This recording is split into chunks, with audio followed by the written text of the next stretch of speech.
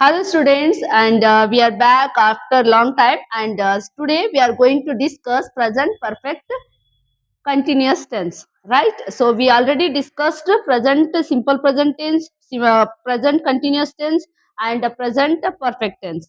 Now we are going to discuss present perfect continuous tense.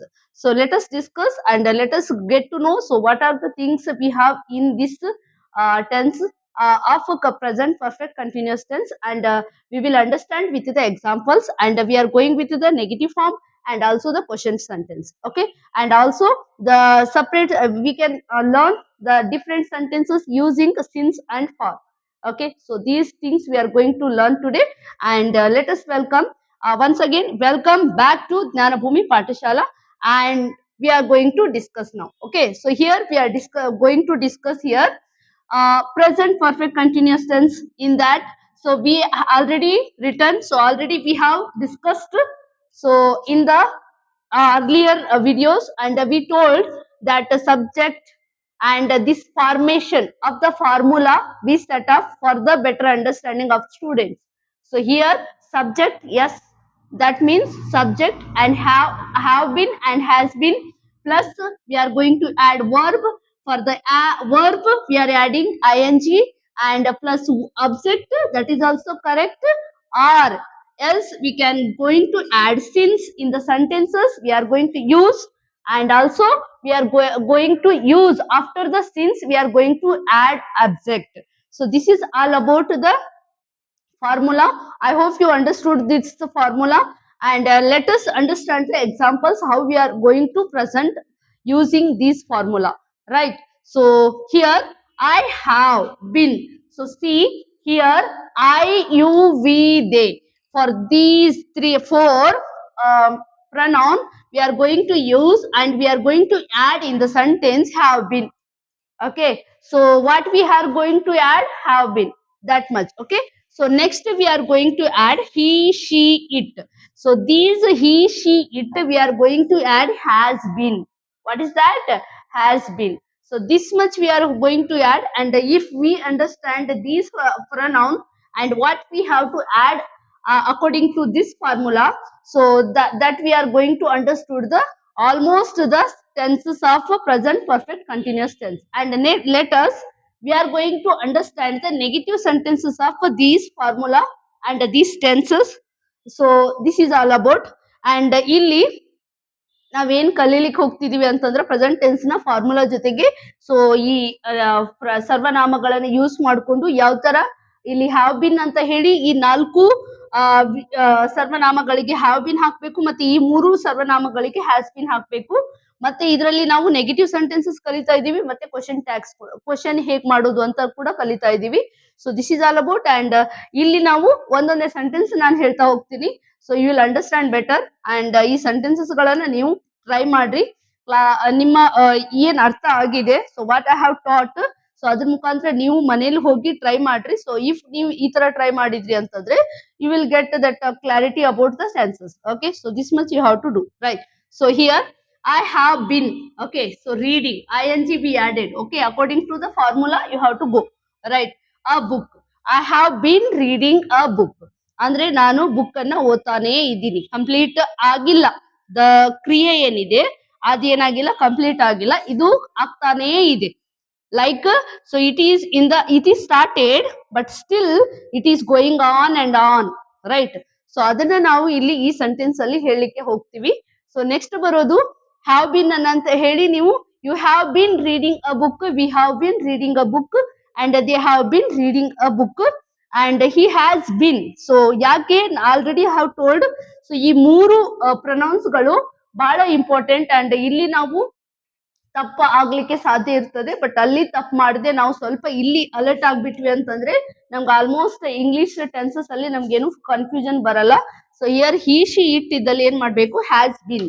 So ಇಲ್ಲಿ ನಾಲ್ಕಕ್ಕೆ ಬೇರೆ ಇದ್ರೆ ಇಲ್ಲಿ ಮತ್ತೆ ಬೇರೆ ಇರ್ತದೆ, ಸೊ ಹ್ಯಾಸ್ ಬಿನ್ ಹಾಕ್ಬೇಕು. ಸೊ ಅಷ್ಟು ಹಾಕ್ಬಿಟ್ರೆ ಮುಂದೆ ನೀವು ಅಥಾರಿಟಿ ಹೇಗೆ ಫಾರ್ಮುಲಾ ಇದೆ ಅದೇ ತರ ಫಾರ್ಮುಲಾನ ನೀವು ಆಡ್ ಮಾಡ್ಬೇಕು, right? So tap, tap. Okay, so then we are going to use that negative sentences. ಹಾಗಾದ್ರೆ ನೆಗೆಟಿವ್ ಸೆಂಟೆನ್ಸಸ್ ಆದ್ರೆ ಏನು? ಸೊ ಯಾವ ಸೆಂಟೆನ್ಸ್ ಅನ್ನ ನಾವು ನೆಗೆಟಿವ್ ಆಗಿ ಹೇಳ್ತೀವಿ. Like what? ಸೊ ಮಾಡಲ್ಲ, ಆಗಲ್ಲ ಅಂತ ಹೇಳಿ ಅಲ್ಲಿ ನಾವು ಆಡ್ ಮಾಡ್ಬೇಕಾದ್ರೆ ನಾವು most commonly we are adding not. Okay, so ಇದು ಎಲ್ಲರಿಗೂ ಗೊತ್ತಿರೋದು. ನಾಟ್ ಅನ್ನ ನಾವು ಜಾಸ್ತಿ ಯೂಸ್ ಮಾಡ್ತೀವಿ. ಸೊ ಆ ನಾಟ್ ಅಂದ್ರೆ ದಟ್ ಮೀನ್ಸ್ ಇಲ್ಲ ಅಂತ ಅರ್ಥ ಆಗುತ್ತೆ. ಸೊ ಇಲ್ಲಿ ನೆಗೆಟಿವ್ ಫಾರ್ಮ್ ಅಲ್ಲಿ ನಾವೇ ಹೇಗೆ ಹೋಗ್ತೀವಿ ಅಂತಂದ್ರೆ ಈ ಫಾರ್ಮುಲಾ ಜೊತೆಗೆ ಈ ಟೆನ್ಸ್ ಅಲ್ಲಿ ಮಾತಾಡ್ಬೇಕಾದ್ರೆ ನಾವು ನೆಗೆಟಿವ್ ಫಾರ್ಮೇಶನ್ ನ ಐ ಹ್ಯಾವ್, ಓಕೆ, ಹ್ಯಾವ್ ಅನ್ನ ಯೂಸ್ ಮಾಡ್ತೀವಿ, right? So helping auxiliary verb ನ ಯೂಸ್ ಮಾಡ್ತೀವಿ. ಹ್ಯಾವ್ ಅನ್ನ ಅದರ ಜೊತೆಗೆ ನಾಟ್ ಹಾಕ್ತಿವಿ. ಅಗೇನ್ ಆಕ್ಸಿಲರಿ ವರ್ಬ್ ಅನ್ನ ಹೊಡೆದ್ಬಿಟ್ಟು ಸ್ಪ್ಲಿಟ್ ಮಾಡಿ ಅಗೇನ್ ಅದನ್ನ ನಾಟ್ ಅನ್ನ ಮಿಡಲ್ ತಗೊಂಡು ಮತ್ತೆ ಅದನ್ನ ಬಿನ್ ಹಚ್ತೀವಿ. ಸೊ ದಿಸ್ ಮಚ್ ಇಷ್ಟು ಮಾಡ್ಬಿಟ್ರೆ ನಾವು ಏನಾಗುತ್ತೆ, ನೆಗೆಟಿವ್ ಸೆಂಟೆನ್ಸಸ್ ಆಗುತ್ತೆ. I have not been feeling well. Okay, I have not been feeling well. I have he has not been attending class. Okay, he has not been attending school. ಅಂದ್ರೆ ಇವನು ಸ್ಕೂಲಿಗೆ attend ಆಗ್ತಾನೆ ಇಲ್ಲ, ಅಂದ್ರೆ ಬಹಳ ದಿನದಿಂದ ಇದೇ ತರ ಆಗ್ತಾ ಇದೆ. The situation is going on from the last days ಅಂತ ಅರ್ಥ, right? So next they have not been working today. Okay, ಇತ್ತಿತ್ತಾಗ ಅವ್ರು ಏನ್ ಮಾಡ್ತಾ ಇಲ್ಲ, ಕೆಲಸನೇ ಮಾಡ್ತಾ ಇಲ್ಲ. So it is observation from the few days ago. Okay, so ಸ್ವಲ್ಪ ದಿನದ ಹಿಂದಿಂದು ಒಂದು ಅಬ್ಸರ್ವೇಶನ್ ಹೇಳ್ತಿರ್ಬೇಕಾದ್ರೆ ನಾವ್ ಇದನ್ನ ಯೂಸ್ ಮಾಡ್ತೀವಿ. ನೆಕ್ಸ್ಟ್ ಬರೋದು ಕ್ವಶನ್. ಈ ಒಂದು ಟೆನ್ಸ್ ಅಲ್ಲಿ ನಾವು ಕ್ವಶನ್ ಟ್ಯಾಗ್ ನ ಹೇಗ್ ಮಾಡೋದು, ಕ್ವಶನ್ ಹೇಗ್ ಕೇಳೋದು, ರೈಟ್? ಸೊ ಅದನ್ನ ನಾವು ನೋಡೋದಾದ್ರೆ ಕ್ವಶನಿಂಗ್ ಸೆಂಟೆನ್ಸಸ್ ಇದಾವೆ. ಹ್ಯಾವ್ ಯು ಏನಿಲ್ಲ, ಹ್ಯಾವ್ ಅನ್ನ ಮೊದ್ಲಿಗೆ ತಗೋಬೇಕು ಅಂಡ್ ಯಾವ ಪ್ರೊನೌನ್ ಯೂಸ್ ಮಾಡ್ಕೊಂಡು ಹೇಳ್ತಾ ಇದೀವಿ, so that pronoun we are going to add next to the have. Okay, ಅಷ್ಟೇ. So have you been studying English, ನೀನು ಇಂಗ್ಲಿಷ್ ನ ಓದ್ತಾ ಇದೀಯಾ ಅಂತ ಕೇಳೋದು, ರೈಟ್? ಸೊ ನೆಕ್ಸ್ಟ್ ಬರೋದು ಹ್ಯಾಜ್ ಸಿ. ಸೊ ನಾನು ಒಂದೊಂದು ಎಕ್ಸಾಂಪಲ್ ತಗೊಂಡಿದ್ದೀನಿ because you will understand better. ಯಾಕಂತಂದ್ರೆ ಯು ವಿ ದೇ ಏನಾಗ್ತವೆ, ಸೆಕೆಂಡ್ ಪರ್ಸನ್ ಪ್ಲೂರಲ್ ಆಗತ್ತೆ, ಇದು ಸಿಂಗುಲರ್ ಆಗತ್ತೆ ಫಸ್ಟ್ ಪರ್ಸನ್, ಅಂಡ್ ಇವು ಮೂರು ಸಿಂಗುಲರ್ ಆಗ್ತದೆ but third person. According to that I have taken one sentence. Understood? So next ಏನ್ ಬರುತ್ತೆ, has she been playing outside, ಅವಳು ಆಟ ಆಡ್ತಾ ಇದ್ದಾಳ. Okay, so singular third person ಅಲ್ಲಿ ಒಂದು sentence. Have they been waiting long. Okay, ಅವ್ರು ಬಹಳತ್ತಿಂದ ವೇಟ್ ಮಾಡ್ತಾ ಇದ್ದಾರಾ. ಸೊ ಈ ತರ ನಾವು ಸೆಂಟೆನ್ಸ್ ಅನ್ನ ಕೇಳ್ದಂಗೆ. So have been waiting for a long. Okay, so ಈ ತರ. ನೆಕ್ಸ್ಟ್ ನಾವ್ ಏನ್ ಯೂಸ್ ಮಾಡ್ಬೋದು, using since in the sentence. I have mentioned here also in the formula. Okay, so ಏನಂತಂದ್ರೆ ಸಿನ್ಸ್ ಅನ್ನ ಯೂಸ್ ಮಾಡ್ತೀವಿ ಸೆಂಟೆನ್ಸ್ ಅಲ್ಲಿ, ನಾವು ಸಿನ್ಸ್ ಅನ್ನ ಯೂಸ್ ಮಾಡ್ತೀವಿ. ಸಿನ್ಸ್ ಅನ್ನ ಯೂಸ್ ಮಾಡೋದು ಹೇಗೆ ಅಂತಂದ್ರೆ, I have been living here for 5 years. Since 5 years. For ಅಂತ ಯೂಸ್ ಮಾಡಿದಲ್ಲಿ ಸಿನ್ಸ್ ಯೂಸ್ ಮಾಡೋ ಅವಶ್ಯಕತೆ ಇಲ್ಲ. ಇಲ್ಲಿ ಏನಾಗತ್ತೆ ಅಂತಂದ್ರೆ ಫಾರ್ ಮತ್ತೆ ಸಿನ್ಸ್ ಎರಡು ಸೇಮ್ ಮೀನಿಂಗ್ ಕೊಡುತ್ತೆ. ಓಕೆ, ದ ಸೇಮ್ ಮೀನಿಂಗ್ ಕೊಡುತ್ತೆ. ಫಾರ್ ಅಂತ ಯೂಸ್ ಮಾಡಿದಲ್ಲಿ ಸಿನ್ಸ್ ಹೇಳೋ ಅವಶ್ಯಕತೆ ಇಲ್ಲ, ಸಿನ್ಸ್ ಅಂತ ಹೇಳ್ದಲ್ಲಿ ಫಾರ್ ಅಂತ ಯೂಸ್ ಮಾಡೋ ಅವಶ್ಯಕತೆ ಇಲ್ಲ. ಸೊ ಇವೆರಡನ್ನು ನಾವು ವೈಸವರ್ಸವಾಗಿ ಯೂಸ್ ಮಾಡ್ತೀವಿ, ಲೈಕ್ ಎರಡೂನು ಅಲ್ಟರ್ನೇಟಿವ್ ಆಗಿ ಯೂಸ್ ಮಾಡ್ತೀವಿ. She has been teaching since 2020. ಅಂದ್ರೆ ಇಯರ್ ಹೇಳ್ತೀವಿ, ಯಾವಾಗಿಂದ. ಇವಳು ಯಾವಾಗಿಂದ ಟೀಚ್ ಮಾಡ್ತಿದ್ದಾರೆ, 2020 ಇಂದನೂ ಟೀಚ್ ಮಾಡ್ತಿದ್ದಾರೆ, 2020 ಟೀಚ್ ಮಾಡ್ತಾ ಇದ್ದಾರೆ. ಸೊ ಅನ್ನೋದನ್ನ ಹೇಳ್ಬೇಕಾದ್ರೆ, ಸೊ ಇಂದ ಅಂದ್ರೆ ಅಲ್ಲಿಂದ, ಇಲ್ಲಿಂದ, ಆವಾಗಿಂದ, ಇವಾಗಿಂದ, ಈಗಿಂದ ಅಂತ ಹೇಳಿ ನಾವು ಇಂದ ಸೇರಿಸ್ಬೇಕಾದ್ರೆ ಸೆಂಟೆನ್ಸ್ ಅಲ್ಲಿ we are going to use since or, else we are going to use for. ಅಂತಂದ್ರೆ ಅವರಿಗೆ ಗೆ ಅಂತ ಹಚ್ತೀವಿ. ಫಾರ್ ಮೀನ್ಸ್ ವಾಟ್, ಅವರಿಗೆ, ಇವರಿಗೆ, ಇವರಿಗೋಸ್ಕರ ಅಂತ ಹೇಳಿ ಮಾತಾಡ್ತಿರ್ಬೇಕಾದ್ರೆ we are using for. And since ಅಂತಂದ್ರೆ ಇವಾಗಿಂದ, ಆವಾಗಿಂದ ಅಂತ ಹೇಳ್ಬೇಕಾದ್ರೆ ಸಿನ್ಸ್ ಯೂಸ್ ಮಾಡ್ತೀವಿ. So here we are mentioning time, here we are mentioning the person or the purpose. Okay, for ಇದ್ದಲ್ಲಿ ಪರ್ಪಸ್ ಅಂಡ್ ಸಿನ್ಸ್ ಇದ್ದಲ್ಲಿ we are mentioning time. Okay, so which is the date. And since 2 years, since ಇಲ್ಲಿ ನಾವು 2 years ಹಾಕ್ಬೋದು, right? For 5 years. Okay, ಇವರು ಇಲ್ಲಿನೂ time ನಾವು mention ಮಾಡ್ಬೋದು. ಎಷ್ಟು ವರ್ಷ, 5 ವರ್ಷದಿಂದನೇ ಅವ್ರು ಮಾಡ್ತಾ ಇದ್ದಾರೆ, ಆ ತರ ಮೆನ್ಷನ್ ಆಗುತ್ತೆ. And here since 2 years ago and since today. Okay, she is speaking English since today or since 2 weeks ago. So ಈ ತರ ಯೂಸ್ ಮಾಡ್ಬೋದು. So there we are using time. And we have been studying since morning. Okay, ನಾವು ಬೆಳಿಗ್ಗೆಯಿಂದ ಕೂತ್ಕೊಂಡು ಓದ್ತಾ ಇದ್ದೀವಿ. Okay, ಈ ತರ ಸೆಂಟೆನ್ಸಸ್ ನಾವು ಹೇಳ್ಬೇಕಾದ್ರೆ ಸಿನ್ಸ್ ಮಾರ್ನಿಂಗ್, ಯಾವಾಗಿಂದ ಓದ್ತಾ ಇದ್ದೀರಿ? Since morning, right? ಸೊ ಈ ತರ ಸೆಂಟೆನ್ಸಸ್ ಗಳನ್ನ ನಾವು ಯೂಸ್ ಮಾಡ್ತೀವಿ.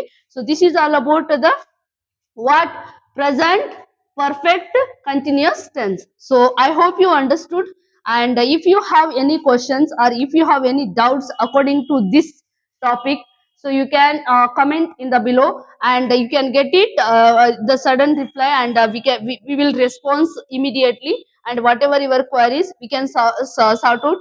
And this is all about, and ನಿಮ್ಗೆ ಕನ್ನಡದಲ್ಲಿ ಮತ್ತೆ ಇಂಗ್ಲಿಷ್ ನಲ್ಲಿ ನಾ ಬೈಲಿಂಗಲ್ ಆಗಿ ಹೋಗ್ತಾ ಇದ್ದೀನಿ, ಬಿಕಾಸ್ ನಮ್ಗೆ ಕಮೆಂಟ್ ಬಂದಿತ್ತು ಲೈಕ್ ಇಂಗ್ಲಿಷ್ ನಲ್ಲಿ ಮಾತ್ರ ಹೇಳ್ಬೇಡಿ, ಕನ್ನಡದಲ್ಲೇನು ಹೇಳಿ ಅಂತ ಹೇಳಿ. So that we are using both language.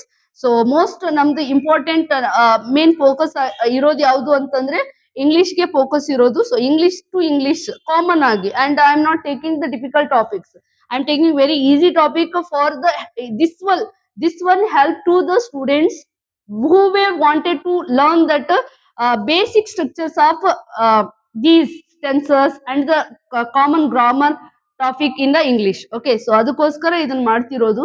So commonly it will help to the degree students and the students who are learning. Okay, so ಅವ್ರನ್ನ ತಲೆಯಲ್ಲಿ ಇಟ್ಕೊಂಡು ಮಾಡ್ತಿರೋದು, ಅದಕ್ಕಾಗಿ ನಾವು ಇಂಗ್ಲಿಷ್ ಟು ಇಂಗ್ಲಿಷ್ ಹೋಗ್ತಾ ಇದ್ದೀನಿ ಬಹಳ ಸಾರಿ. ಬಟ್ ಇದು ಇವಾಗ ಕನ್ನಡದಲ್ಲಿ ನಿಮ್ಗೆ ಸ್ವಲ್ಪ ಹೇಳಿಕ್ಕೆ ಟ್ರೈ ಮಾಡಿದ್ದೀನಿ. I hope you understood. If you are not understood, if you have any queries, if anything happen, you are not understood in this, you can comment in the below. Okay, so this is all for today class, and this is if you want more videos like this, and we are going all the grammar topics in the short videos, you can get it in the short, and you will not worry about you can see the long videos for hours and hours. No, we are going to teach you in the few minutes. ಬಾಳ ಅಂತಂದ್ರೆ half an hour ಅಲ್ಲಿ ನಿಮ್ಗೆ ಎಲ್ಲಾ ವಿಷಯನ ತಿಳಿಸ್ಲಿಕ್ಕೆ ನಾವು try ಮಾಡ್ತೀವಿ. This is all about, and thank you for everyone. Watch this video and comment in the below, and if you like this, share, comment and like this video please. Okay, and subscribe our channel. Thank you.